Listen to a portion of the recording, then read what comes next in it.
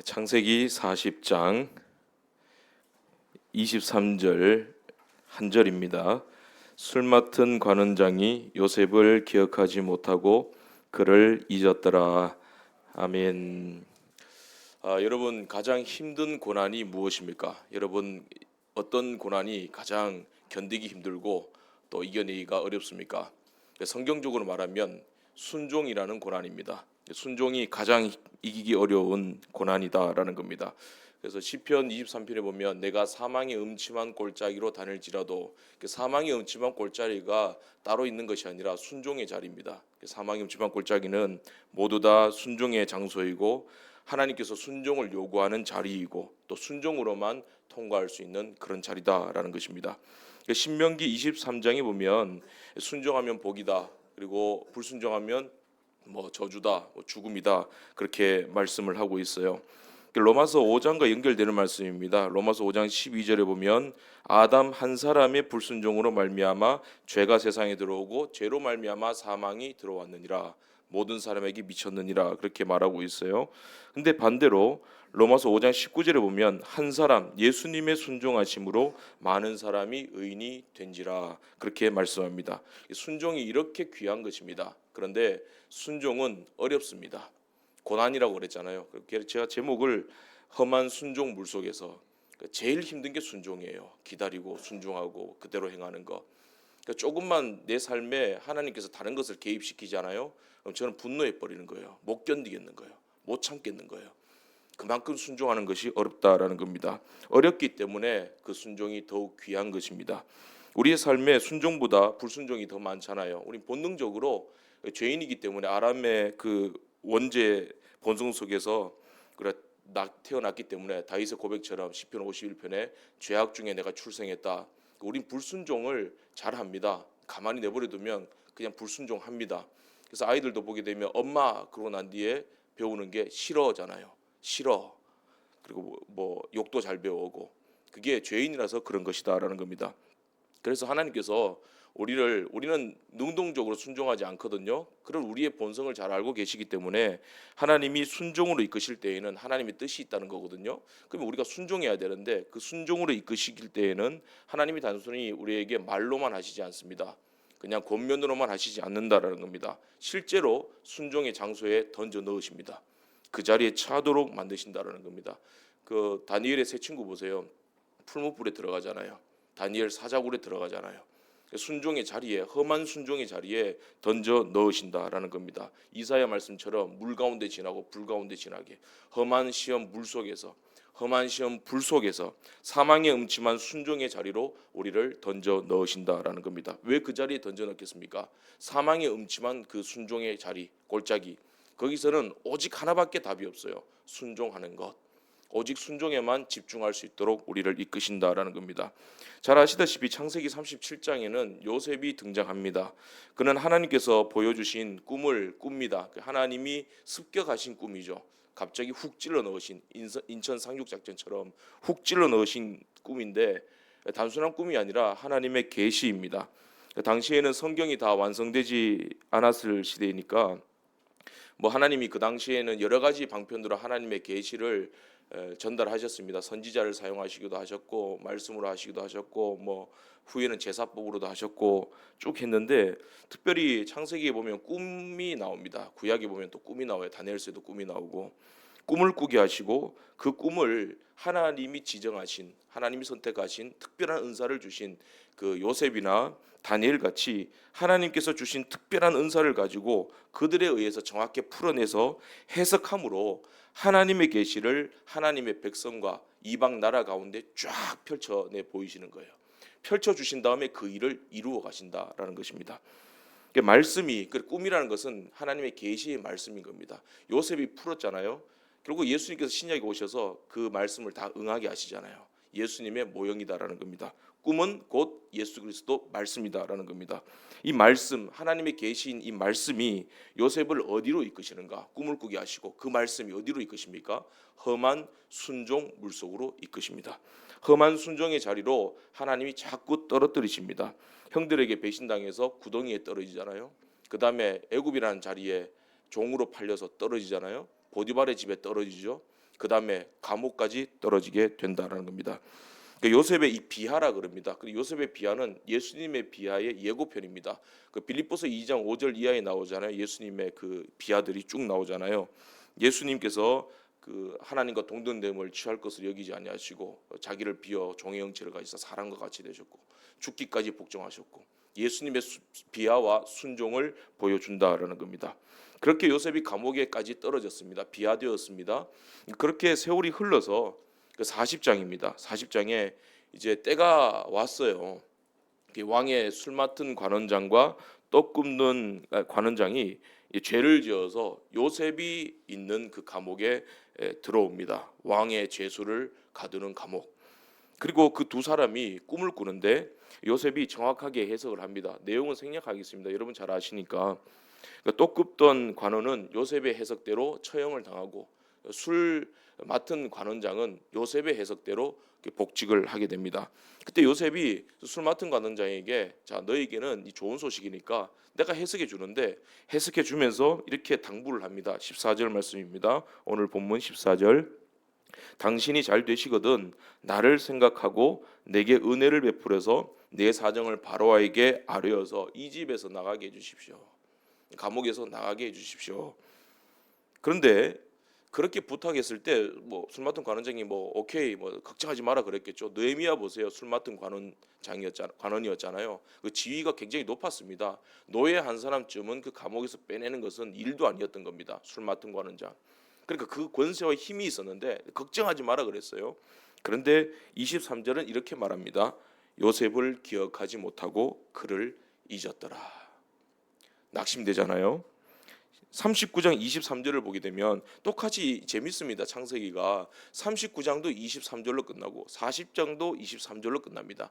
그런데 오늘 본문 앞장 39장 23절에는 이런 말씀이 나옵니다. 여호와께서 요셉과 함께 하심이라 여호와께서 그를 범사에 형통케 하셨더라. 하나님이 요셉과 함께 하심으로 심지어 그 감옥 속에서도 함께 하심으로 범사에 형통했더라. 그런데 그 다음 장 오늘 본문 23절에 요셉을 잊었더라. 이 말로 이어집니다. 하나님이 함께 하시는데 내가 잊혀져요. 요셉이 잊혀져요. 이 말씀은 저는 이 말씀이 생각나요. 십자가에서 예수님께서 엘리 엘리 라마 사박다니 나의 하나님 어찌하여 나를 버리셨나이까. 예수님의 그 십자가에서의 고통과 부르짖음 그 절규가 생각나는 구절이었습니다. 하나님께서 예수님 버리셨죠. 예수님이 하나님께 버림당했죠. 그러나 하나님은 예수님을 버리시는 그 자리에까지 함께 하셨습니다. 이게 하나님의 속성입니다. 본성입니다. 그래서 예수님께서 내 영을 아버지 손에 부탁하나이다. 버리시면서도 함께 하시는 그 하나님을 끝까지 의지하게 되었다라는 겁니다. 그러면 본문 23절 요셉을 잊었더라. 하나님이 요셉을 그 자리에 떨어뜨리셨습니다. 잊어버리게 만드셨습니다. 하나님이 잊으셨습니까? 하나님이 그 자리에 떨어지게 하신 것은 맞습니다. 그러나 요셉과 함께 하셨더라. 그러니까 39장 마지막 절 하나님이 함께 하심으로 요셉을 잊었더라. 이것은 연결되는 구절이다라는 것입니다.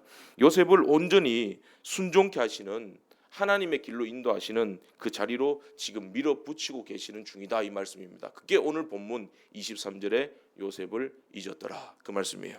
그게 무슨 말이냐면 진짜 순종은 23절부터라는 겁니다. 오늘 이 본문부터라는 겁니다. 이 순종을 통해서 네가 배워야 될 것, 진짜 순종을 배워야 된다. 그게 뭐냐라는 겁니다. 기다리는 법이에요. 하나님의 때로 가기 위해서 기다려야 된다. 그 기다림의 과정을 네가 배워야 된다라는 겁니다. 하나님 때로 이끌림을 받는 그 기다림. 우리는 요셉의 결말을 잘 알잖아요.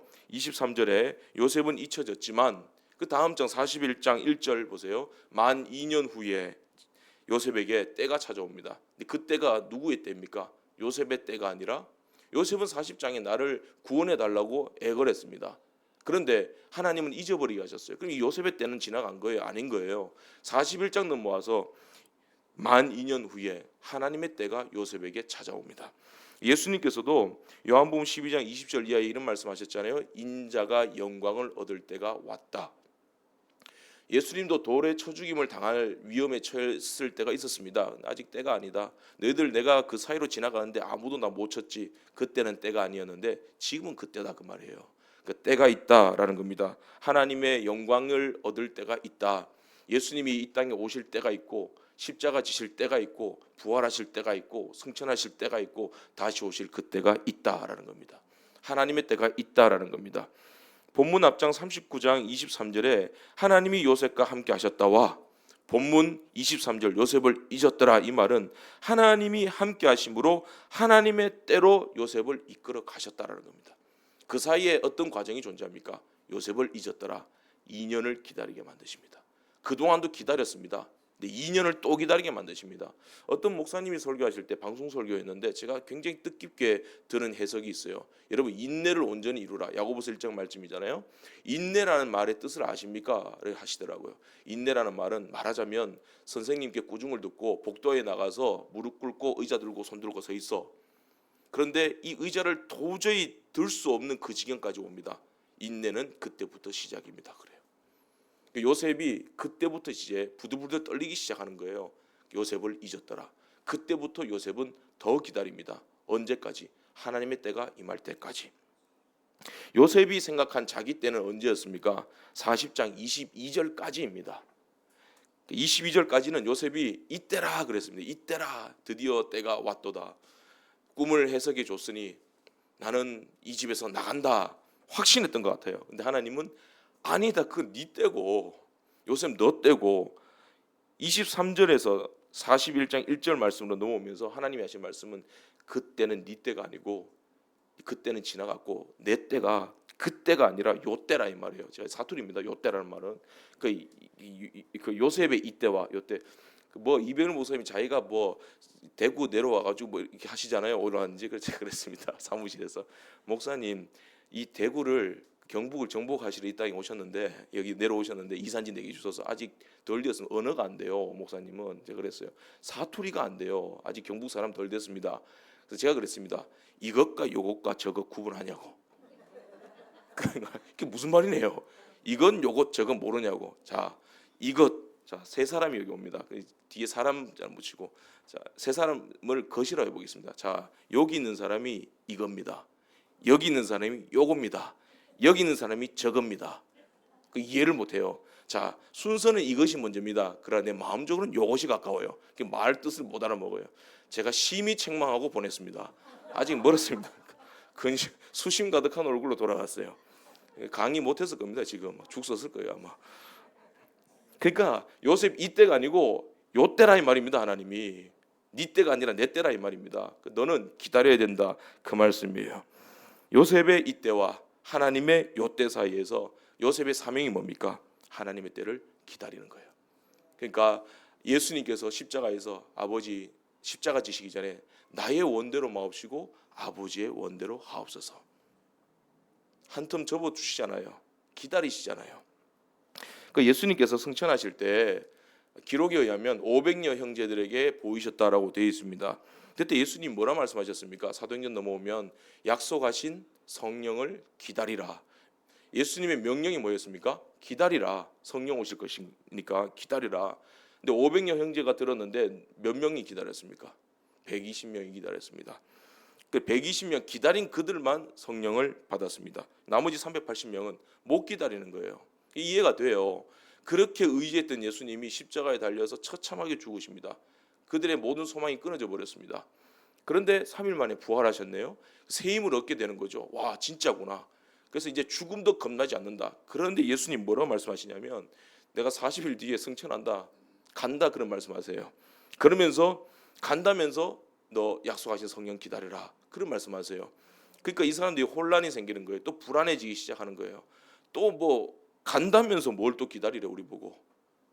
자기는 가면서. 그러니까 한 380명 떨어져 나가는 거예요. 120명은 그러나 기다리잖아요. 예수님의 말씀이고 약속이니까 기다립니다. 그게 하나님의 때를 기다리는 신앙이에요. 그게 순종이에요. 기다리면서 기다리는 겁니다. 기다리라면 기다리는 거예요. 기다리라면 기다려야죠. 안 그래요? 억지로 어떻게 벗어납니까? 내가 휘말렸는데 억지로 벗어날 수 있어요? 요셉이 감옥에 들어갔어요. 어떻게 해야 돼요? 기다려야죠. 타로 가겠어요? 아니잖아요. 기다려야 된다라는 겁니다. 기다려야 열린다. 그리고 하나님이 늦추시는 것은 거절이 아니다. 하나님의 때로 가는 지름길이다라는 겁니다. 하나님의 때로 이끌어 가시는 하나님의 과정이다. 너는 이 과정을 반드시 겪어야만 한다. 그 말씀이라는 겁니다. 그 요셉의 총리 등극의 의미가 뭡니까? 요셉은 단순해서 요셉의 때는, 요셉의 꿈은 나 빨리 감옥에서 내보내 주세요. 그거였어요. 총리 생각도 못했습니다.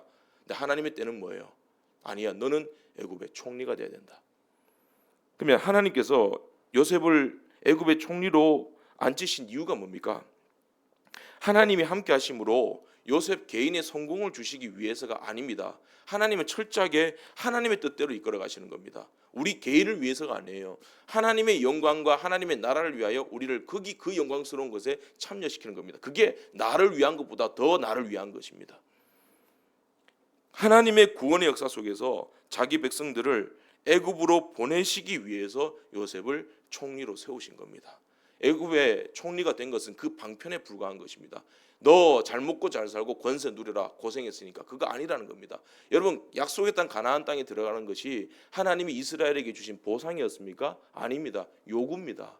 너희들은 이미 그런 백성이, 나의 백성이 되었으니 그 땅을 정복해 나가라. 내 말씀을 듣고 순종하면서 살아라. 하나님의 철저한 요구입니다. 책임을 부여하신 겁니다. 그러니까 하나님께서 요셉을 총리로 세우신 것은 하나님의 뜻대로 행하시기 위하여, 하나님의 백성을 애굽으로 들여보내시기 위하여, 아브라함에게 약속하셨는 그 약속을 성취하시기 위한 방편으로 요셉을 총리로 세우셨다라는 것입니다. 하나님께서 이미 아브라함에게 아브라함 네 후손들을 애굽에 보내서 430년간 종살이 하게 만들겠다라고 언약을 주시면서 약속하셨잖아요. 정령이 알라 그러면서 아주 지엄하게 약속을 하셨습니다. 그리고 거기에 쓰여진 것이 요셉의 총리 자리였다라는 겁니다. 여러분, 그 직분 얻으셨습니까? 죄송합니다. 직분 얻었으니 그런 말씀드리는 겁니다. 그리고 내가 사업이 성공했습니까? 승진했습니까? 주일날 설교 들으셨죠, 담임 목사님? 에스더가 네가 지금 왕후의 자리에 있는 것이 이 때를 위함인지 누가 아느냐? 하나님의 때를 위해서 네가 왕후 에스더가 왕후가 되었다는 겁니다. 역사 문헌에 의하면 그 후에는 또 다시 에스더도 폐위됩니다. 문헌에 의하면 그 와스디가 다시 왕후의 자리에 앉습니다. 뭐 그런 역사 문헌도 있습니다. 그러니까 하나님의 때에 하나님의 영광을 위하여 하나님이 그 자리에 앉히시는 거예요. 그러니까 젊음도 영광도 권세도 다 지나가는 겁니다. 그 자리에 있을 때 교만하면 안 되는 거예요. 하나님의 나라를 생각하고 더 기다릴 줄 알고 겸손하고 순종할 줄 아는 그런 법을 배워야 된다라는 것입니다. 하나님은 이 땅 위에서 하나님의 나라를 세우시고 그 나라를 보호하시기 위해서 요셉을 쓰셨다라는 겁니다. 그렇죠. 하나님 이 땅 위에 하나님의 나라를 세워가시잖아요. 교회를 세워가시고 주의 나라를 증시해가시고 확장시켜 나가시고 결국에는 완성시켜 나가실 것이잖아요. 그 과정 속에서 하나님의 나라를 하나님이 보호하시는데 그냥 보호하시는 게 아니라 교회를 세워서 보호하시고 요셉과 같은 사람을 세워서 그 나라 보호하시는데 사용하신다라는 것입니다.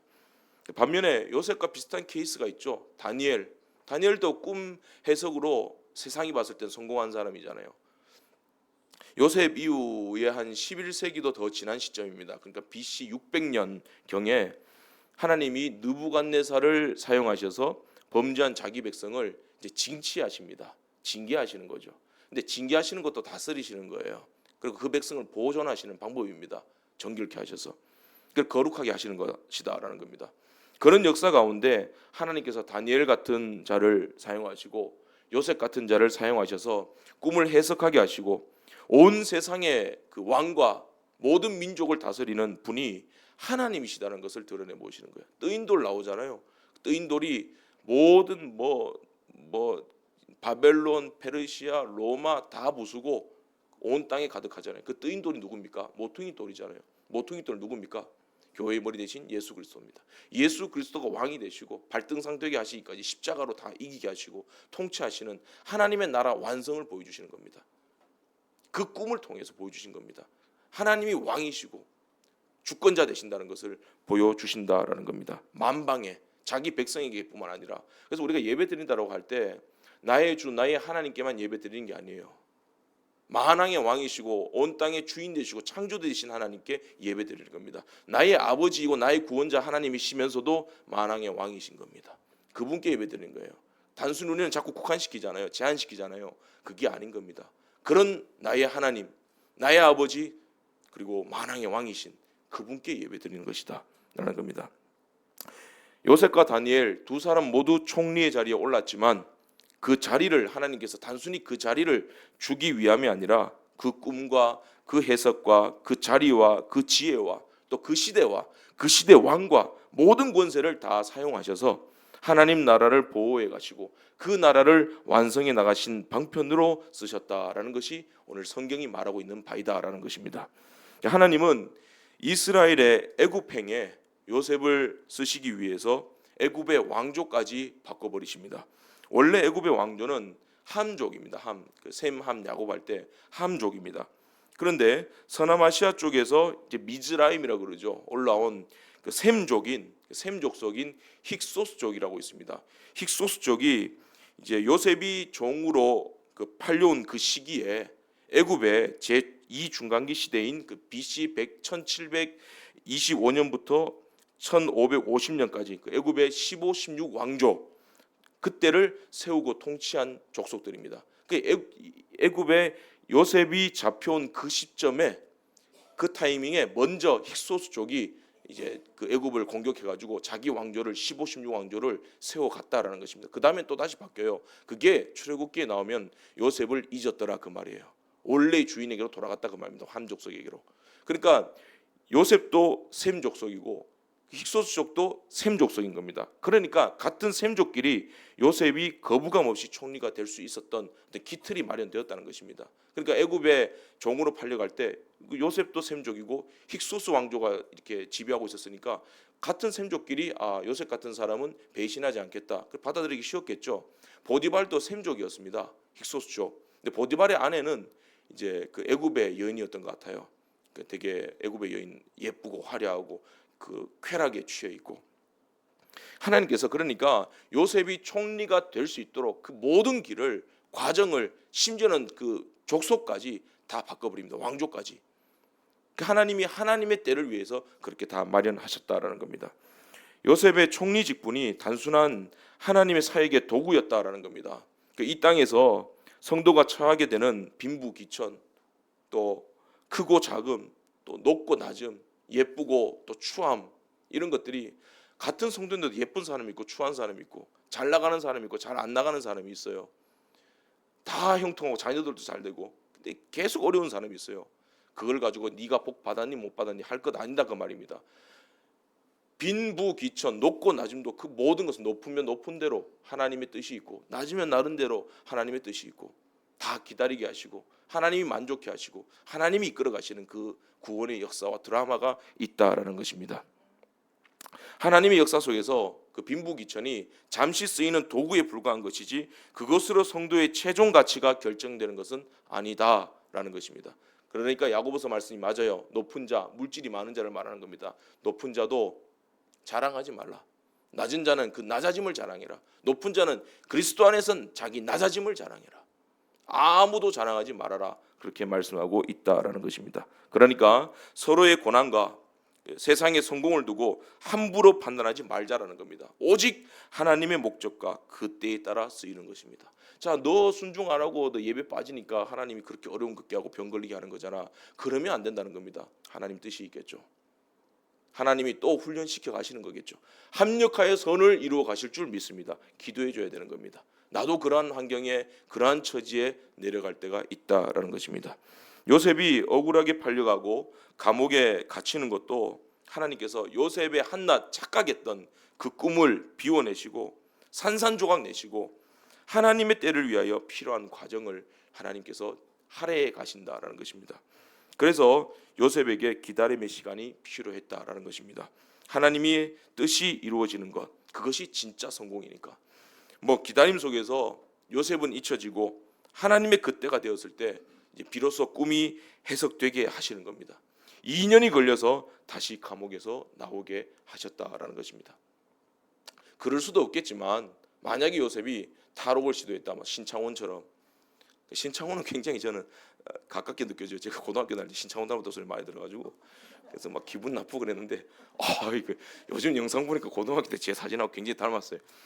그러니까 그랬는데 막 탈옥하려고 그러고 애쓰려고 그러고 그것도 불가능하겠지만 실제로 그 아우슈비츠 수용소 같은 곳에 처하게 되었을 때 모든 물품이 빼앗겼을 때 사람들이 첫 번째로 보인 반응이 그 쇠창살에 자기 몸을 던지더라는 겁니다.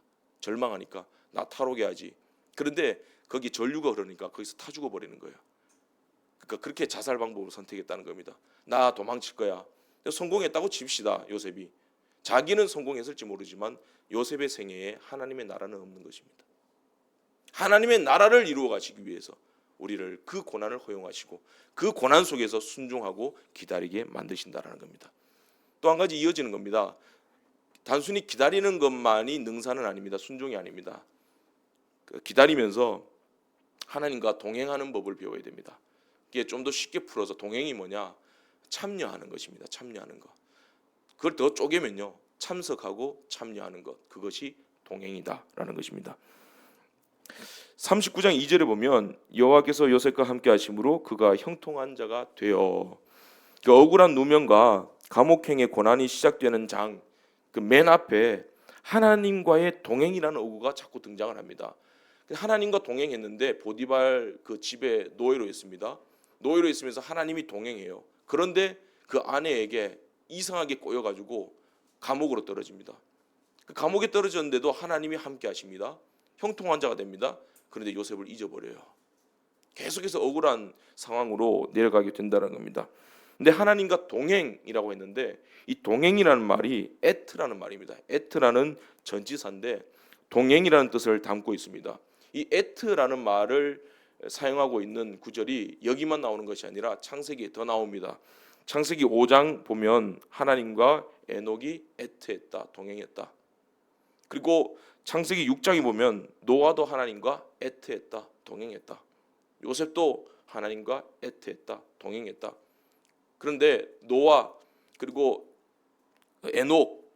에녹은 뭐 자세하게 안 나와 있지만 뭐 히브리서에 가면 뭐 암시를 주긴 하지만, 그리고 요셉 하나님과 에트 동행한 결과 형통했는데 그 형통이 뭐였습니까? 고난이잖아요. 노아 산꼭대기에서 손가락질 받잖아요. 120년 동안 방주 지어 보세요.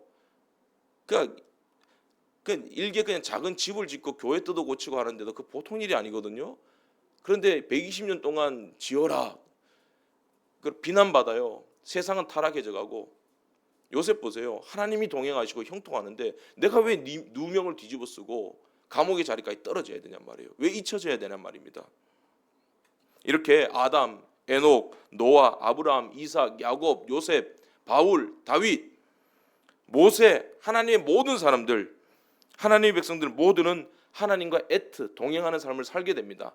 그 형통하게 됩니다. 근데 그 형통이 뭡니까? 물 가운데 지날 수 있습니다. 불 가운데 지날 수 있습니다.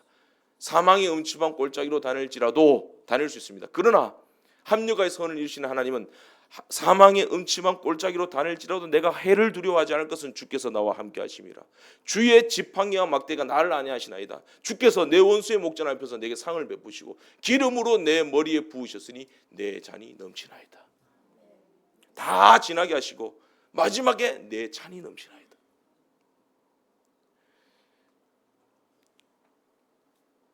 그렇게 하나님과 동행하는 성도의 삶이 험한 고난 속으로, 순종물 속으로, 사망의 음침한 골짜기를 다니게 됩니다. 하나같이 자신의 뜻과는 전혀 상관이 없는 하나님의 뜻이 이루어지는 삶이 펼쳐지게 된다는 겁니다. 그러니까 여러분, 신앙은요, 어떻게 보면 되게 능동적인 것 같잖아요. 능동적일 때 하나님이 딱 끊어버리십니다. 내가 되게 하나님의 일을 봉사 많이 할 때 있잖아요. 막 능력 있다 그러고 이럴 때 하나님 딱 끊어버리시는 거예요. 그 능동적인 것을 하나님이 끊어버리시는 겁니다. 아무것도 못하도록. 아브라함 보세요. 잘 나가니까 못 기다리고 그 이스마엘 낳잖아요. 하나님 13년 14년 동안 끊어버리시잖아요. 얼마나 불안했겠습니까? 기도도 안 되게 만드시고, 그리고 나타나셔서 너는 내 앞에서 완전해라, 할례 행하시고 약속을 주시잖아요. 그 똑똑하다는 말은 두 번 부러지는 소리잖아요. 똑똑. 그러니까 죽는 거예요. 한 번 부러지는 건 좋아요. 더 단단해지잖아요. 두 번 부러지면 박살나는 거예요, 그냥. 그 똑똑하다고, 내 잘났다고 막 발언 다 하고 내가 나가겠습니다 맨날 앞장서고, 그 좋을 땐 좋은 건데 그러다가 똑똑해진다니까요. 부러진다니까요. 하나님 반드시 한 번만 부러지는 은혜가 있기를 바랍니다. 한 번 딱 부러뜨리십니다. 그리고는 하나님이 침묵하시고 그리고 다시 일어서도록 만드신다라는 것입니다. 결국 형통이란 하나님과 동행하면서 하나님이 이끄시는 대로 우리가 이끌려가고 견뎌가면서 결국에는 하나님의 뜻이 다 이루어지는 겁니다. 그러니까 세례 요한이 이러한 기쁨에 충만한 자로다. 어떤 기쁨이에요? 중매하는 기쁨이잖아요. 예수님과 그 백성을 연결시켜주는 거. 그는 흥하여야 하겠고 나는 쇠하여야 하리라. 나는 이러한 기쁨에 충만한 자로다. 그러니까 자기의 때를 사는 게 아니라 그리스도의 때를 세례 요한은 살았잖아요. 그게 교회의 삶이고 성도의 삶이다라는 겁니다. 요셉의 삶을 보십시오. 여러분들의 삶을 한번 돌아보십시오. 어디 요셉 뜻대로 내 뜻대로 된 적이 있습니까? 안 돼요. 그러니까 전도서 3장에 모든 때가 있다. 그리고 그 때를 따라 누가 아름답게 하십니까? 하나님이 적절하게 아름답게 하셨다. 그리고 그 사람에게는 그 때를 사모하고 영혼을 사모하는 마음 주셨지만 알지 못하도록 하셨다. 왜? 그래야 너희들이 하나님을 경외하고 기다릴 것 아니냐. 그래 똑똑 안 된다니까요. 한 번만 부러진다니까요. 요셉이 술 맡은 관원장의 꿈을 해몽해 주면서 말하잖아요. 저 억울하게 잡혀왔습니다. 내가 여기 있을 사람이 아닙니다. 그러잖아요. 자기 억울함을 다 토로합니다. 사람들 다 이해해요. 그러나 하나님은 그 요셉의 억울함을 바로 풀어주시지 않습니다. 그래 내가 알고 있다. 그러나 하나님은 그대로 내버려 두십니다. 그리고 오직 도도하게 일망적으로 하나님의 계획의 시간표 안에서 요셉이 겪어야 할 것들 다 겪게 하십니다. 그럼에도 불구하고 그 험하고 고통스러운 그 자리에 요셉을 단련시켜서 그 자리에 있도록 만드시는 거예요. 그 자리에 참석하도록 만드시는 거예요. 여러분 순종은요 참석하는 겁니다. 사도행전 말씀을 아까 드렸잖아요. 그때 120문도가 예수님 말씀에 순종해서 기다렸습니다. 근데 기다리는 것 외에 또 한 가지 순종한 것이 있어요. 참석한 겁니다. 참석한 거. 예루살렘을 떠나지 말고 그리고 약속하신 성령을 기다려라. 막연히 기다린 것이 아니라 예루살렘을 떠나지 않았다. 그 자리에 참석했다는 겁니다. 예루살렘 마가 다락방에 120문도가 참석했습니다. 기도로 참석했습니다. 그 기도하는 자리에 참석했습니다. 여러분 아무리 기다려도 그 기도의 자리에 참석하지 않았으면 그 성령이 임했겠습니까? 임하지 않았죠. 그 사람은 배제되었겠죠. 뭐 이런 얘기를 들었어요. 1907년 평양 대부흥운동 장대현 교회에서 일어나는 거 길선수 장로님이 뭐 회개하고 쭉 도둑질했습니다. 그러면서 막 회개의 운동이 일어나고 부흥이 일어났잖아요. 그게 그 부흥이 워낙에 대단했으니까 그러니까 그 자리에 참석하지 못했던 사람들은 다 어제까지 왔다가 고날 안 하는 사람 참석하지 못했는 사람은 그 경험하지 못했는 거죠. 그러니까 이제 그게 부러우니까 내가 그 부흥 현장에 있었다. 이게 부러운 거예요. 그러니까 자기는 그 자리에 참석하지도 않아 놓고는 자기 후대들한테는 야 아버지가 그 자리에 있었어. 내가 봤는데 길선주 막 기어다니고 난리 났어. 뭐 이제 뻥을 퍼뜨리기 시작하는 거예요. 거짓말하고 내가 그 자리에 있었다. 그 거짓말을 자주 하더랍니다. 그래서 그 부흥을 경험했던 사람들이 자기 자녀들에게 계속 이렇게 가르쳤대요. 야 무조건 참석해라. 일단은 참석해라. 참석해야 은혜를 받는다. 여러분 우리가 내가 참석하지 않은 자리에 부흥이 일어나지 않도록 주의하셔야 됩니다. 내가 없는 자리에 부흥이 일어나면 안 돼요. 오늘 한 번 빠졌는데 하필 그때 일어나네. 막 이럴 수 있다라는 것입니다. 예배에 참석하고 기도에 참석하고 뭐 이건 단순한 거고요. 교회가 어렵고 힘들 때 그 자리에 참석할 수 있는 거. 뭐 그랬습니다. 우리 막 교회가 막 어렵고 막 힘들고 그럴 때 막 저 부목사잖아요. 그 주변에서 야 그 어려운데 뭐 하려고 있냐고 나오라고. 나도 나가고 싶은데 나갈 수가 없다 지금. 나갈 수 없는 형편이다. 나도 나가고 싶고 벗어나고 싶지. 근데 나갈 수 없는 형편이다. 뭐 이렇게 된 거예요. 그렇게 하나님이 주저앉히신다니까요. 가둬버리신다니까요. 제가 신기했던 건요. 그렇게 어렵고 힘든데 성도님들이 매일매일 교회 꼬박꼬박 나와요. 야 이번 주에 나오겠나 시험 든다 그러고 이분들이 은혜를 받아서 그런 건가 아니면 가스라이팅 당해서 그런 건가 그거 신기한 거예요. 참석하는 거에 계속 든든히 서가잖아요. 그러니까 모든 고비들 넘어가고 참석을 그냥 보통으로 여기지 마십시오. 은혜입니다. 순종입니다.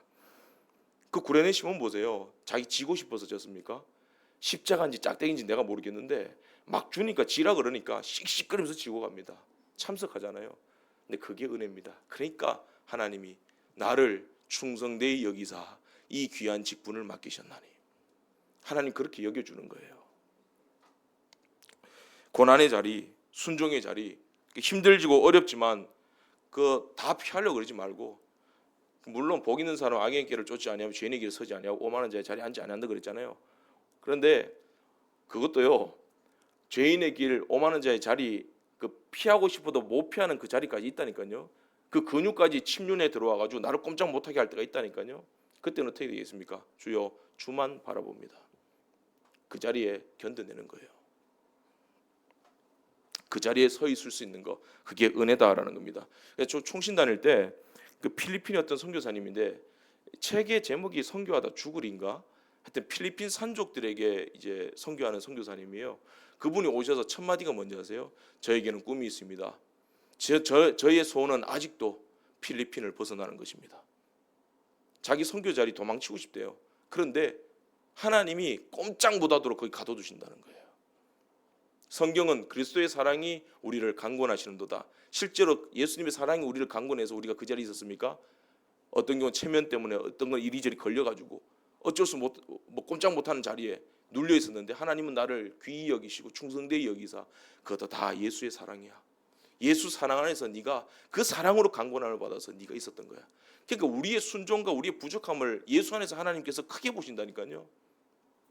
사랑이 강권하심으로 내가 필리핀을 못 떠나고 있습니다.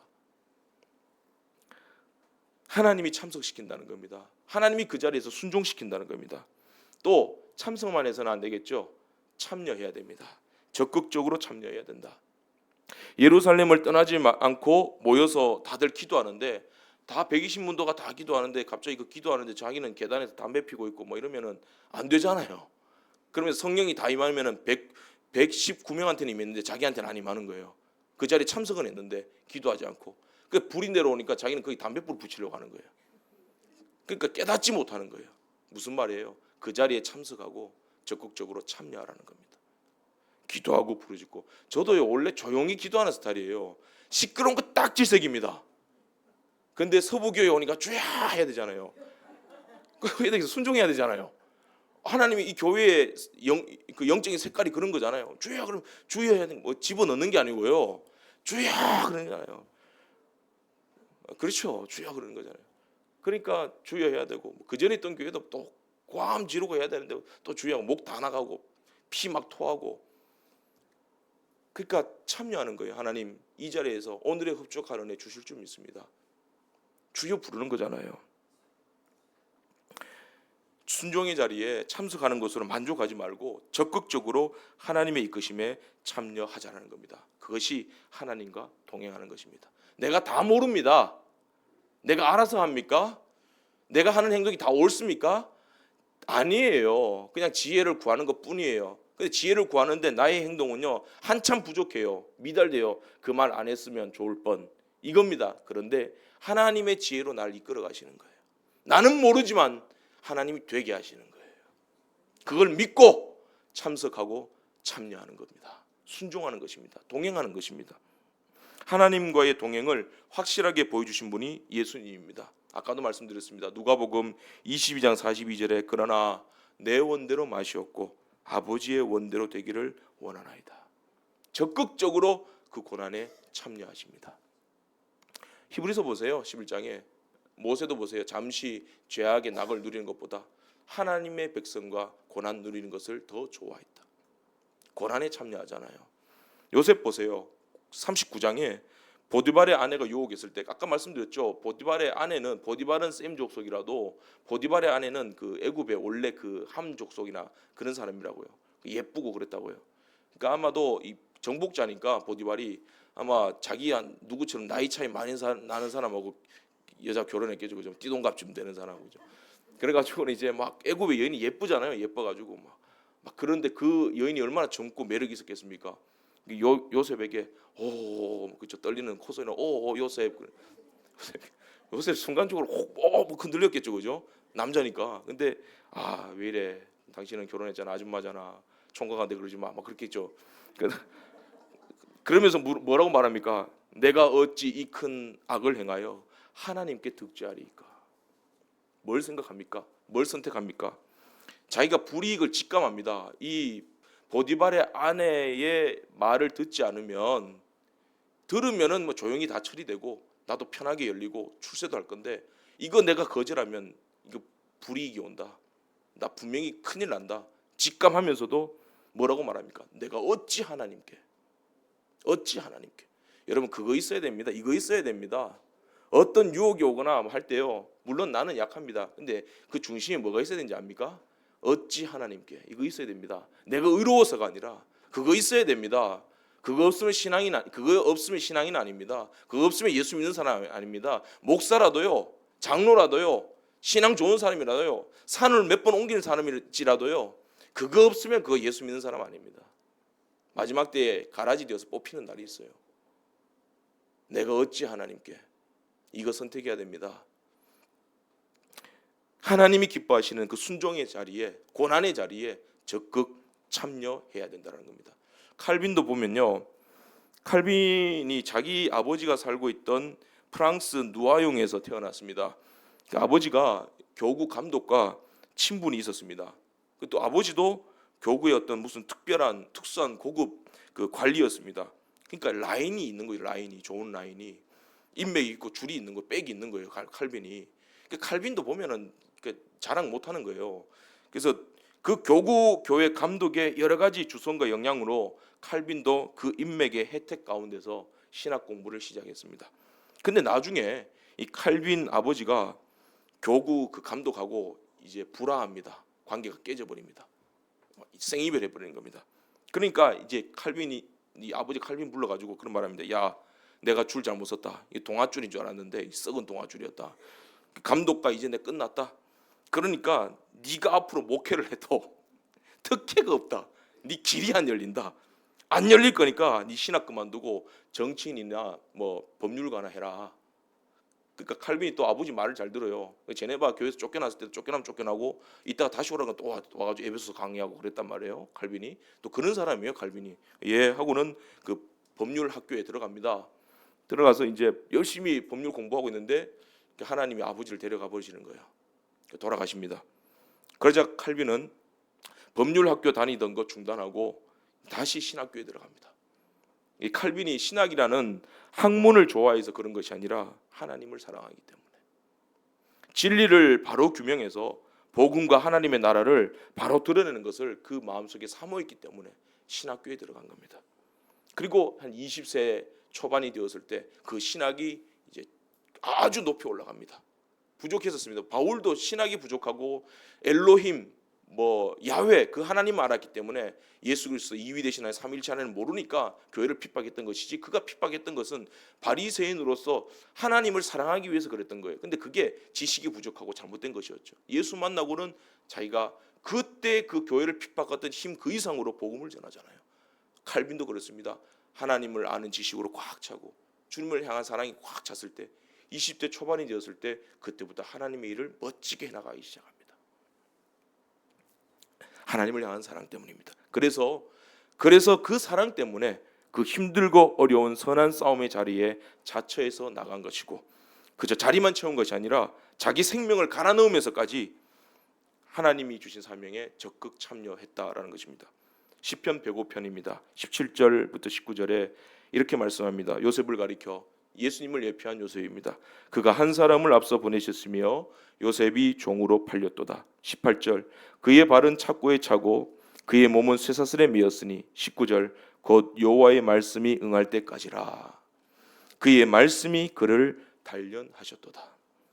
하나님이 요셉이라는 한 사람을 앞서 보내셔서 종으로 팔리게 하셨는데, 그 앞서간 요셉의 순환과 고통으로 요셉을 앞서 내보낸, 팔아버린 그 자들이 사망에서 건짐을 받게 되었습니다.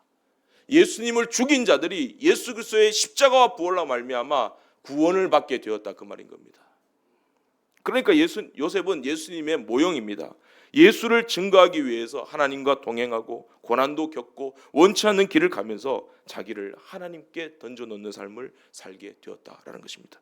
그것이 그가 한 사람을, 요셉을 앞서 보내셨다. 누군가가 앞서 보내졌다라는 것은 그 뒤로 그 길을 따라가야 할 자들이 있다라는 것입니다. 그것이 앞서 보내짐이라는 말이 담고 있는 전제입니다. 따라서 하나님과 동행하면서 그 뒤를 따라가야 하는 우리 모든 성도의 삶, 교회의 삶도 요셉을 닮고 예수님을 닮게 되어 있다는 것입니다. 요셉의 고난, 예수님의 고난이 별개의 고난이 아니에요. 먼저 가신 고난입니다. 그리고 우리도 자기 십자가 지고 따라갑니다. 예수님이 당했던 고난, 예수님이 누렸던 영광, 우리도 다 누리게 될 것입니다. 요셉이 하나님이 계시하신 꿈을 정확하게 해석해서 자기 백성과 온 세상에 펼쳐 보여준 것처럼 예수님께서 이 땅에 오심으로 하나님의 나라를 전파하시고 예언을 완성하시고 십자가와 부활로 하나님의 뜻을 이루시고 그의 백성을 구원하신 것입니다. 예수님을 예표하신 겁니다. 신학생들이 근처 그 공립학교에서 농구를 했습니다. 농구를 했는데 나이 많은 백발의 관리인은 그 운동이 끝날 때까지 매일 기다려주면서 자기는 그 자리에 앉아서 항상 성경을 읽었습니다. 학생들이 궁금해서 그 어른 어디 읽고 계십니까? 물었더니 노인은 요한계시록 읽어요 그랬어요. 근데 학생들이 놀랬죠. 어디 요한계시록을 할아버지가 요한계시록을 아세요? 그랬더니 알지 그래요. 그 무슨 뜻입니까? 어르신이 대답합니다. 다 모르겠고 어쨌든 예수님이 이긴다는 얘기잖아. 그런 말을 해요. 그 정답입니다. 모든 성경은 예수님을 위하여 있는 것이고 예수를 나타내는 말씀입니다. 우리가 오늘 본문 창세기입니다. 창세기부터 요한계시록까지 우리가 다 이해하지 못합니다. 그러나 그 모든 말씀이 예수 그리스도에 대한 계시입니다. 그리스도를 증거하고 있다라는 것입니다. 오늘 요셉도 예수께로 갔고 바울도 예수께로 갔고 우리도 예수 안에 있습니다. 우리가 당하는 모든 고난 예수 안에서 당하는 고난입니다. 모든 것은 예수로 시작하고 예수로 누리게 되고 예수로 끝이 나는 것입니다. 그 말씀이 그리스도의 말씀이 우리를 단련하고 순종케 하실 것입니다. 하나님의 때를 믿고 오직 기다릴 것입니다. 억지로 끌려가는 것이 아니라 먼저 나를 보내셨나니 내가 이 가정에 이 고난의 장소에 하나님이 나를 먼저 보내셨나니 먼저 갈 겁니다. 앞장서서 담대하게 거침없이 모든 것을 초월하는 기쁨과 감사함으로 순종함으로 하나님이 보여주시는 형통과 승리를 보시는 복된 저와 여러분들 다 되시기를 간절히 바랍니다. 기도하겠습니다. 하나님 아버지 은혜를 감사합니다. 고난 주시는 은혜를 감사합니다. 이 험한 시험 물속 고난의 물속인 줄 알고 순종의 물속인 줄 알고 불 가운데 있든지 물 가운데 있든지 험한 산과 골짜기를 지나든지 우리 예수 그리스도와 함께 주의 말씀이 우리를 단련하시사 하나님의 때를 기다리고 끝까지 순종하며 나갈 수 있는 그리하여 하나님의 기쁨이 되고 하나님의 뜻이 이루어짐을 볼 수 있는 거룩한 주의 백성들 다 되게 하여 주시옵소서. 예수님의 이름으로 기도드리옵나이다. 아멘.